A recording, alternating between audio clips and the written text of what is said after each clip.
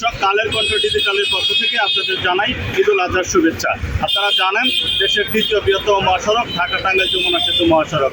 এই মহাসড়কের উত্তরবঙ্গের প্রবেশদ্বার এলেঙ্গা অঞ্চলে এখন আমি দাঁড়িয়ে আছি কাজলার্য। আপনাদের দেখাবো মহাসড়কের সর্বশেষ অবস্থা।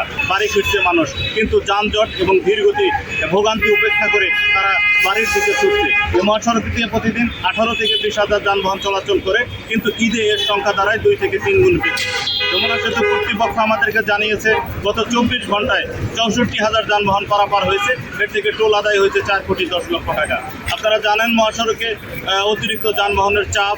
সব মশার বিরুদ্ধে সুরক্ষা দিতে এলো বসুন্ধরা এক্সট্রিম অ্যারোসল। মশার বিরুদ্ধে এক্সট্রিম সুরক্ষা। ফিটনেসবিহীন গাড়ি বিকল এবং যমুনা সেতুতে টোল আদায়ে বিঘ্ন হয় গতকাল থেকে আজকে পর্যন্ত ছিল মহাসড়কের তীব্র যানজট।